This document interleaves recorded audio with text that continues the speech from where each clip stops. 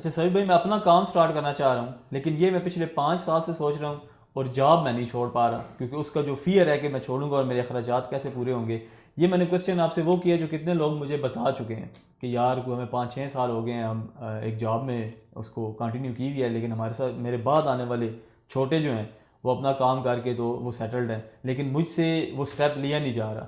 तो आपकी कोई एनी एडवाइस है ऐसे पर्सनस के लिए कि यार कि वो किस तरह अपनी इस लाइबिलिटी से निकल के अपनी डेली रूटीन से तो अपने बिजनेस की तरफ जा सकते हैं वो? देखिए, पहली बात तो ये है कि वो कौन सी चीज़ है जो आपको अर्ज कर रही है कि आप अपना कारोबार करें। वो मैं बता सकता हूँ कि अगर तो आपकी जॉब बहुत अच्छी चल रही है और आपके पास पैसे आपकी ज़रूरत से ज़्यादा आ गए और बच गए, तो फिर ये वो रीज़न है जो आपको उठाता है कि मैं कोई काम कर लूँ। तो अगर ये चीज़ है, दूसरा ये होता है कि आपका गुजारा नहीं चल रहा, तो आप कहते हैं इससे बेहतर है मैं अपना काम कर लूँ। ठीक है, यहाँ पे मुझे 30,000 रुपये सैलरी मिलती है या 40,000 रुपये सैलरी मिलती है, तो फलाने बंदे ने चिप्स की रेडी लगाई हुई है तो वो दिन का 2,000 रुपये कमा लेता है, तो उससे बेहतर तो इससे बेहतर तो वही है। तो ये दो किस्म के सेंटीमेंट्स ज़्यादातर पाए जाते हैं और ये दोनों किस्म के सेंटीमेंट्स आपको तबाही की तरफ ले जाते हैं।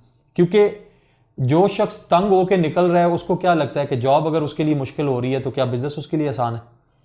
तो ये एक तो ये प्रॉब्लम है और उसका एक्सपीरियंस क्या है बिजनेस का। दूसरे एंड पे जो एक अच्छी जॉब कर रहा है और उसके पास पैसे आ जाते हैं और वो कहता मैं ये लगाऊं, तो वो अपना टाइम नहीं, ये गलती मैं भी कर चुका हूं, अपना टाइम नहीं देना चाहता, अपने पैसे देना चाहता है, तो सर वो पैसे जाया होंगे। वो काम जो भी करेंगे, बेशक आप उसका पोटेंशियल भी रखते हैं, वो काम नहीं चलेगा। तो ये दो किस्म की चीज़ है, क्योंकि बिजनेस करने के लिए आपको फिजिकली खुद होना, आपके स्किल्स का होना और आपका 24/7 अवेलेबल होकर उसमें प्रॉपर बैठ के काम करना, ये बड़ा ज़रूरी है। क्योंकि जॉब एक अलग माइंडसेट है।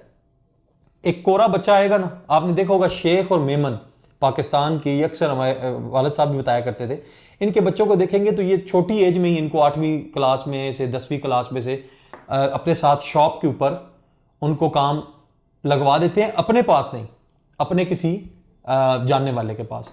तो वहां पे उसकी ट्रेनिंग होती है, अपने पास नहीं करवाते क्योंकि उसमें मालिक होने का एलिमेंट पाया जाएगा। वो समझेगा मैं मालिक हूं, मुझे वो अपनी कंफर्ट जोन में आएगा।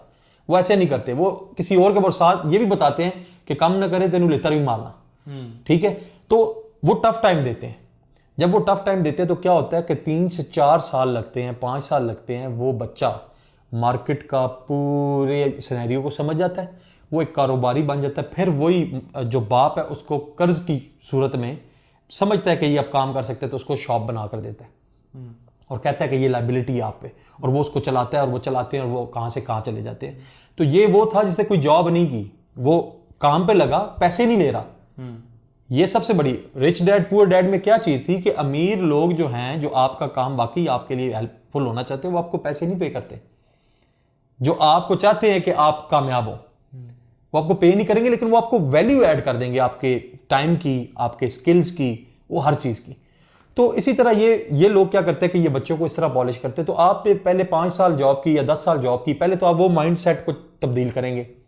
चाहे वो तब्दील कैसे करेंगे, जब मार्केट में घुसेंगे आपको मार पड़ेगी, मार पड़ेगी तो ऑटोमेटिकली आपको समझ आने लग पड़ेगा ऐसे नहीं ऐसे। यहाँ तो हर महीने बाद पैसे यूं लेने होते हैं आपने, वहां पे हर महीने बाद आपको पैसे देने होते हैं। तो ये कितना बड़ा डिफरेंस है।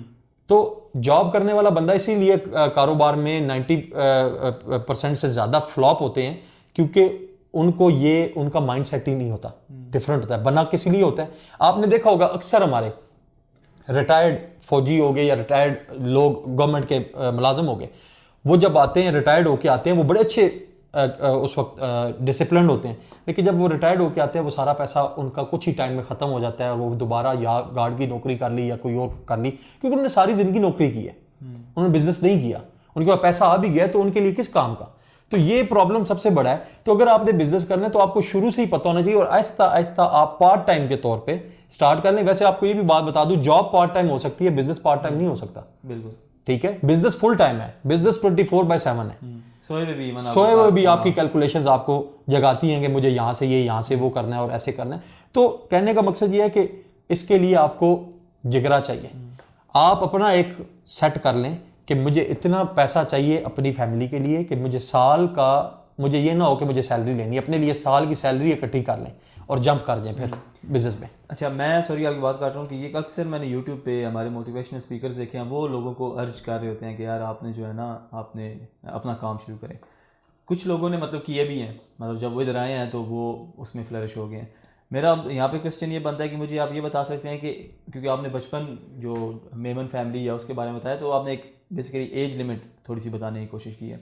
अगर मैं जॉब मतलब कर रहा हूँ और मैं कारोबार की तरफ आना चाहता हूँ, तो क्या इसमें कोई एज लिमिट मैटर करती है कि मैंने किस एज में जंप आउट कर सकता हूँ इसके? अगर ये तो नहीं हो सकता कि मैं मैरिड हूँ, बच्चे हैं, ठीक है, काफ़ी जिम्मेदारियाँ, और उस दौर में मैं ये सोच रहा हूँ, तो क्या ये भी देखिए, अगर ये केस स्टडीज होती तो KFC का मालिक 65 साल की एज में जाके क्या नाम है एक सक्सेसफुल बिजनेसमैन ना बनता।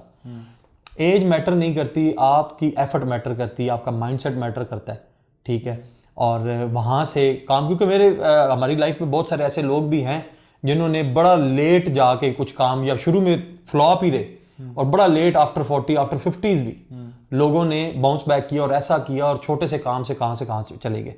तो ये मैटर नहीं करता। बात यह कि आपकी मोटिवेशन काम के हवाले से, अपनी रिस्पॉन्सिबिलिटी के हवाले से, और फिर दूसरी चीज जो सबसे बड़ी ये है कि जो कारोबार में 5 कमाकर 4 इन्वेस्ट नहीं करता, वो कारोबार नहीं कर सकता। 1 लगाएगा 4 इन्वेस्ट करेगा। ये एक क्या नाम है, आप समझ लें कि 80-20 का फार्मूला आप कह लें कि अगर 100 कमाया तो 20 लगाएंगे, 80 उसमें इन्वेस्ट करेंगे। तो एसेट की मद में, आपके माल की मद में आपका बिजनेस फ्लरिश करेगा, और आपको पता चलेगा कि हाँ मैं वाकई जा रहा हूँ। क्योंकि ये वो माइंडसेट है जो कारोबारी का होता है, और जो कारोबार है वही आपको ऊपर, अमीर आदमी वही हो सकता है जो कारोबार करता है। जॉब आपको अमीर नहीं कर सकता। हाँ, एक्स्ट्राऑर्डिनरी वो चंद एक केसेस हैं, लेकिन एट द सेम टाइम आपको स्ट्रेस फ्री अगर होना है तो आपको कारोबार शुरू में स्ट्रेस ज़्यादा देगा, लेकिन जब एक दफ़ा वो बन जाएगा फिर उसके बाद आप वहाँ पे जाके क्या कहते हैं कि वो आसाइशें और आराइशें वो सारी उसको एंजॉय कर सकते हैं। तो एज मैटर नहीं करती, सिर्फ मैटर यही करता है कि आपका विजन का होना बड़ा ज़रूरी है। विजन आपको वहाँ तक ले जाता है जहाँ तक आप जाना चाहते हैं, लेकिन अगर विजन नहीं है तो फिर एफर्ट भी नाकारा है, मोटिवेशन भी फारग। और जो मोटिवेशनल स्पीकर्स हजरात बात करते हैं, चलें उनकी अपनी पॉजिटिविटी अपनी जगह पे, लेकिन साथ उनको ये टफ टाइम बताएं, टफ रास्ते बताएं, ठीक है, किस तरह उनको आना है, क्या क्या चीज़ लोगों ने किस किस तरह सफ़र किया है। जितने बड़े बड़े बिजनेस टाइकून्स देखेंगे, उनकी हिस्ट्रीज उठाकर देखें, उनकी केस स्टडीज़ देखें, तो उन्होंने फाके भी काटे हैं, और सड़कों पर भी सोए हैं, किसी ने वॉशरूम भी साफ़ किए हैं, किसी ने टेबल पे कपड़ा भी मारा है, ठीक है। तो ये सारी आपको नजर आएगी। लेकिन एक वाइट कॉलर जॉब करने वाले शख्स में, जिनके लिए टेबल पे कपड़ा भी कोई और मारता है, क्या वो कारोबार इस तरह करना चाहते हैं? तो अपने सर्कल में भी ऐसे CEOs देखे हैं जो कि जिन्होंने अच्छी खासी बड़ी बड़ी 30-30 40-40 बंदों की टीम रखी हुई है, लेकिन उनसे पहले आके ऑफिस में आके वाइपर लगाना और कप्स धोना, तो ये तो मतलब मैं उस चीज़ का विटनेस हूँ। तो मतलब उसके लिए एक बिजनेसमैन को हम्बल होना पड़ता है। जितना हम्बल होगा उतना उसका कद बढ़ेगा, क्योंकि अकड़ी हुई चीज़ें टूट जाती हैं, और कारोबार में ये चीज़ नहीं चलती। आपने अगर टीम चलानी है तो टीम चलाने के लिए आपको नरम होना पड़ेगा, आपको पानी की तरह होना पड़ेगा, आपको सख्त नहीं होना पड़ेगा। ना टीम फिर आपके साथ काम करेगी, ना फिर आपके लिए चीज़ें काम करेंगी। तो कहने का मकसद सिर्फ और सिर्फ ये है कि कारोबार के लिए अपने अंदर एटीट्यूड का आना नंबर 1, ठीक है, उसके बाद मोटिवेशन का होना, और सबसे टॉप ऑफ द लिस्ट आपका विजन होना। और विजन में अगर आपका विजन ये है जिससे आप दूसरों को फ़ायदा दे सकते हैं, तो आप एक अच्छे कारोबारी भी बन सकते हैं। अच्छा सर भाई, एक चीज़, क्योंकि कारोबार की बात हो रही है तो लास्ट में मैं एक चीज़ आपसे पूछना चाहूँ। मुझे ये बताएं कि समटाइम्स जैसे कि लाइक मैं हूँ, मेरे पास अगर मीडिया एजेंसी है, तो मैं एक सर्विस प्रोवाइडिंग मतलब बिज़नेस करता हूँ, तो क्या ये बिज़नेस है? मेरा पूछने का मकसद ये है कि किसी कंपनी को अगर मैं अपनी सर्विसेज प्रोवाइड कर रहा हूँ टीम के साथ, तो क्या ये भी बिजनेस में आता है या ये इसकी कोई और कैटेगरी है? देखिए, services industry services based business ही है। अगर आपका काम आपके लोग कर रहे हैं तो ये आपके लिए बिजनेस है, ठीक है, उनके लिए जॉब है, ठीक है।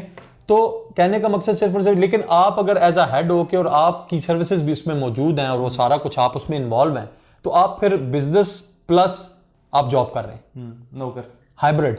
हाँ, ये वही है। क्योंकि देखिए, बिजनेस तब बन जाएगा जब आपकी कंपनी की सर्विसेज इस लेवल की होंगी कि लोग आपके साथ काम करना चाहेंगे। लेकिन जब आपको खुद बेचना पड़ेगा सारी चीजें, तो फिर आपके लिए टफ वो हो जाएगा, वो बिजनेस कम और थोड़ी सी जॉब वाली टेंशन ज्यादा हो जाएगी। तो लेकिन at the same time services based businesses हैं, तो ये बिजनेस है, अगर आपकी टीम काम कर रही है तो इट्स अ बिजनेस। चलें, आज की पॉडकास्ट में बेसिकली हमारा मकसद ये था, शुरू में थोड़ा से आप डीमोटिवेट हुए होंगे कि शायद बिज़नेस जो है वो हम लोग नहीं कर सकते, लेकिन सईद भाई ने बताया कि बिज़नेस में कोई एज भी मैटर नहीं करती, हाँ विज़न होना ज़रूरी होता है। तो आपका अगर विज़न है तो आप हम्बल हैं तो आप अपना बिज़नेस कर सकते हैं। तो आज की वीडियो के लिए इतना ही, मिलते हैं नेक्स्ट पॉडकास्ट में, तब तक के लिए अल्लाह हाफ़िज़।